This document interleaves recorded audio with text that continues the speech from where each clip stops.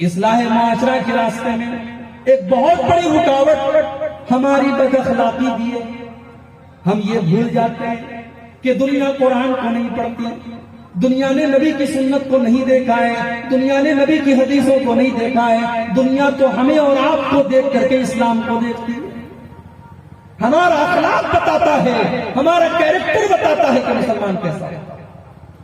دنیا ہمارے اندر اسلام کو تلاش کرتی ہے، اور جب ہمارے اندر اسلام کو تلاش کرتی ہے تو دنیا یہ سوچنے پر مجبور ہو جاتی ہے کہ اگر مسلمان ایسا ہے تو اسلام کیسا ہوگا.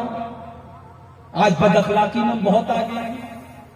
ماتھے پر سجدے کا نشان بھی ہے، چہرے پر ماشاءاللہ سنت والی داڑھی بھی ہے، مگر زبان پر گالی گلوج ہے، زبان پر بد اخلاقی ہے، لین دین گڑبڑ ہے، لین دین اور اخلاق گڑبڑ ہے.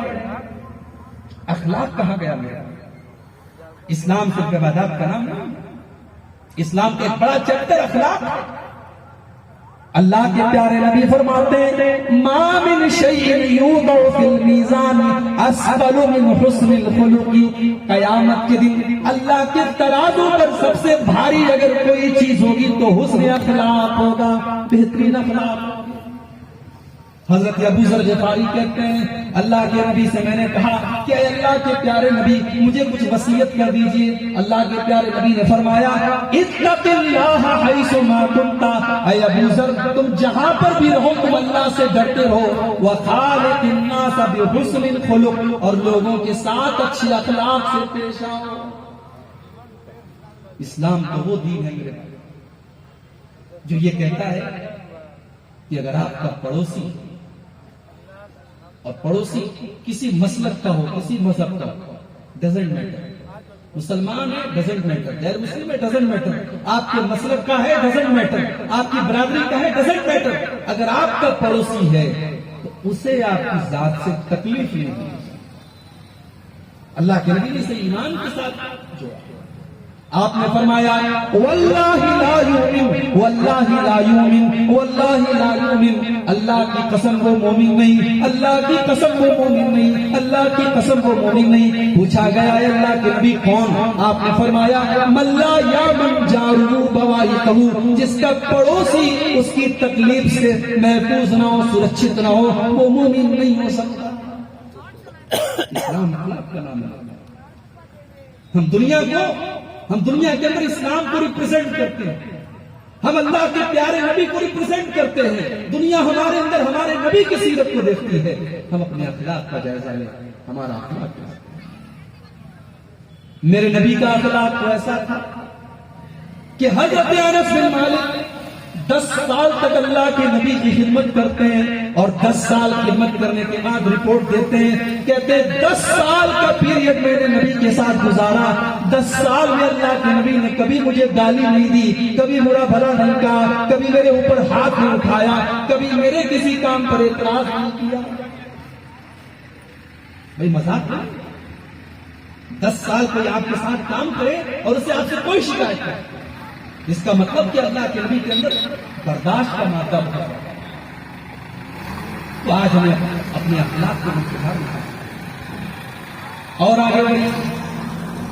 شادی بیاہ کا سیزن چل رہا ہے، ماشاءاللہ خوشی کا موقع ہے، اور خوشی کے موقع پر شریعت کس کو یاد رہتی ہے؟ سارے ناجائز کام ہو رہے ہیں، بس ایک کام سنت کے مطابق کیا جاتا ہے. مولوی صاحب کو بلایا گیا، مولوی صاحب نے کھڑے ہو کر کے خطبہ دیا، اللہ کی آیتیں پڑھی، قرآن کی آیتیں پڑھی، اور مولوی صاحب نے قبول کروا دیا. بس یہی ایک کام سنت کے مطابق ہوتا ہے. باقی پورا شادی بیاہ کا سسٹم ہمارے یہاں دنیا کے حساب سے چلتا ہے، رسم و رواج کے حساب سے چلتا ہے. ایک دن کی خوشی تھی، آج مسلمان لاکھوں نہیں کروڑوں خرچ کرتے. جس امت کی مجموعی حالت یہ ہے کہ امت کا ایک بڑا طبقہ آج پیٹ بھر کے کھانا نہیں کھاتا. جس امت کی مجموعی حالت یہ ہے کہ اچھے اسکولز اس کے پاس نہیں ہیں، اچھے تعلیم کے انسٹیٹیوشنز اس کے پاس نہیں ہیں. اس امت کے اندر آج کتنے لوگ شادی کی ایک دن کی خوشی کے نام پر کروڑوں روپے پانی کی طرح خرچ کرتے ہیں. کھانے پینے کے نام پر لاکھوں کروڑوں روپے کوڑے دان میں برباد ہو جاتے ہیں. اور اس کے بعد ہمیں دعوت کرنے صاحب ہم رسول کے سچے چاہتے ہیں. اللہ کے پیارے نبی نے فرمایا ان اعظم النکاح برکۃ ایسرہ مؤونۃ، سب سے زیادہ برکت والا نکاح وہ ہے جس کے اندر سب سے کم خرچ کیا گیا ہو. خرچ کے اعتبار سے سب سے کم ہے، سب سے زیادہ برکت والا. یہ جہیز، یہ بارات، یہ دنیا بھر کی منگنی کی رسم، شادی کے پہلے کے معاملات، شادی کے بعد کے معاملات، یہ سماج کو کہاں پہنچا رہے ہیں؟ کبھی آپ اس پر غور کریں. اور اس معاملے میں ہم سب، اس ہمام میں ہم سب گنگے، ہم ان کی شکایت نہیں کرتے جن کا یہ دعویٰ نہیں ہے کہ وہ صاحب قرآن و حدیث پر چلنے والے ہیں. لیکن جو ہمارے بھائی قرآن و حدیث پر چلنے والے ہیں ان کے گھروں کی شادیاں بھی سنتوں کے خلاف، ان کے یہاں بھی جہیز لیا جاتا ہے، ان کے یہاں بھی ڈیمانڈ ہوتی ہے. شرم آنا چاہیے. اگر ہم نماز کے معاملے میں اہل حدیث ہیں، اگر ہم رفع یدین کے معاملے میں اہل حدیث ہیں، ہم سینے پر ہاتھ باندھنے کے معاملے میں اہل حدیث ہیں، تو ہمیں نکاح اور شادی بیاہ کے معاملے میں بھی اہل حدیث ہیں. رسم و رواج کی ان زنجیروں کو توڑو. اور میں اپنی ماں بہنوں سے کہوں اپنے دل کو تھوڑا بڑا کر. میری ماں اپنے دل کو تھوڑا بڑا کر دو. تم نے جو تانے دیے اپنے بہوؤں کو کہ تو جہیز کم لائی ہے، اپنے دل کو اتنا بڑا کرو کہ تمہاری بہو تمہارے گھر میں جہیز کا سامان لے کر کے نہ آئے مگر خیر و برکت لے کر کے آئے، دینداری لے کر کے آئے، تمہارے گھر میں سکون لے. ارے ایسے جہیز کے سامان کا کیا فائدہ کہ بہو گھر میں جہیز لائی، 4 ویلر لائی، 10 لاکھ کیش لائی، سونے چاندی کے زیورات لائی، مگر گھر کی برکت لے کے چلی گئی، گھر کا سکون لے کے چلی گئی. میری پیاری ماں اور بہنوں، اپنے دل کو تھوڑا سا. اگر عورتیں چاہیں گی تو یہ رسم و رواج ختم ہو سکے. ان رسم و رواج نے آج سماج کو کہاں پہنچا. آج کتنی غریب گھروں کی بیٹیاں ہیں اس امید میں ہے کہ میرے باپ کے پاس چند پیسے ہو جائیں تو میرا باپ ہمارے بہار پیلے کر دے ہماری بہار. ان غریبوں کے سینوں پر ان کی جوان بیٹیاں بوجھ بنی ہیں. وہ بیچارہ وقت کے پہلے بوڑھا ہو جاتا ہے. جس کے گھر میں 4 بیٹیاں ہوں وہ وقت کے پہلے بوڑھا ہو جاتا ہے. اس کے بال جھڑنے لگتے ہیں، اس کے چہرے پر جھریاں پڑنے لگتی ہیں. اسے یہ فکر کھائے رہتی ہے کہ اپنی ان 4 بیٹیوں کی شادی نہ کر سکے. ہم نے نکاح کو اتنا مشکل بنا دیا. اسی سیمان کے اندر بہت سارے لوگ سعودی عرب میں کام کرتے ہیں، قطر اور دبئی میں کام کرتے ہیں، ہزاروں روپیہ مہینہ کماتے ہیں، سال کا لاکھوں کماتے ہیں. 10 سال 15 سال کام کرتے ہیں. پوچھو تم نے 15 سال میں کیا کیا؟ تو جب اپنی اپلبدھی گناتے ہیں، جب اپنا کارنامہ گناتے ہیں، کہتے صاحب میں نے گھر بنایا، میں نے زمین خریدی، اور اس میں ایک کارنامہ یہ بتاتا میں نے بیٹی کی شادی کی، میں نے بیٹی کی شادی کی. یعنی بیٹی کی شادی اتنی مشکل کام ہو گئی کہ زندگی کی اپلبدھیوں اور زندگی کے کارناموں کو جب گنایا جائے تو اس میں بیٹی کی شادی کو شمار کیا. میرے بھائیوں، ہمارے ان رسم و رواج میں آج بیٹیوں کو بوجھ ہے. آج ہندوستان میں آج بھی کتنی بیٹیاں ہیں جو ماں کے پیٹ میں ختم کر دی جاتی ہیں. کتنی بیٹیاں ہیں جو اسپتال کے کوڑے کھانوں میں، کوڑے دانوں میں ڈال دی جاتی ہیں. بیٹیوں کو بوجھ بنانے کے پیچھے بہت بڑی لاجک یہی ہے کہ آج ہم نے جہیز جیسی رسم کو اپنے سماج میں پنپ کر دیا. اللہ کے پیارے نبی 4 بیٹیوں کے باپ ہیں. آپ نے اپنی 4 بیٹیوں کا نکاح کیا. ذرا غور کرو، آپ نے نکاح کے اندر کوئی جہیز نہ دیا، کوئی بارات کا سسٹم نہیں رکھا، کوئی سماج کے رسم و رواج کے حساب سے آپ نہیں چلے.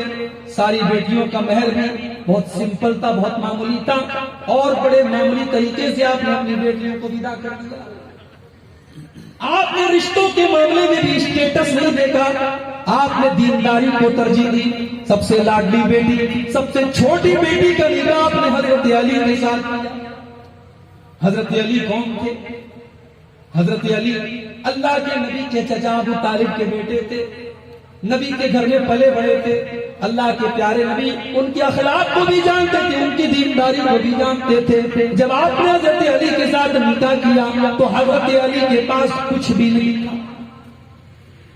یہاں تو انسان اپنی سب سے لاڈلی بیٹی کو سوچتا ہے کہ ایسے گھر میں بھیج دوں جہاں میری بیٹی راج کر. یہاں نبی نے اپنی بیٹی کو ایسے گھر میں بھیجا جہاں حضرت فاطمہ کو اپنے ہاتھوں سے چکی چلانے لگا.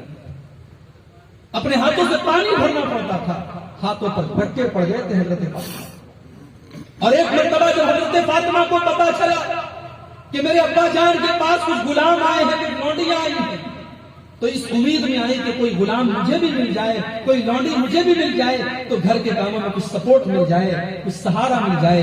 جب حضرت فاطمہ اللہ کے نبی کے پاس گئی اور اپنا یہ پیغام پہنچایا اللہ کے پیارے نبی تک، تو اللہ کے پیارے نبی نے اپنی بیٹی کو کیا میسج دیا کہ بیٹی تجھے دینے کے لیے میرے پاس کوئی غلام نہیں ہے، کوئی لونڈی نہیں ہے، ہاں میں تجھے ایک تسبیح سکھاتا ہوں، جب تو بستر پہ جائے تو 33 بار سبحان اللہ، 33 بار الحمدللہ اور 34 بار اللہ اکبر پڑھ لیا کر۔ یہ تسبیح تیرے لیے غلام اور لونڈی سے بہتر ہے۔ میرے پیارے نبی نے اپنی پیاری بیٹی کو یہ تسبیح سکھائی ہے۔ میری پیاری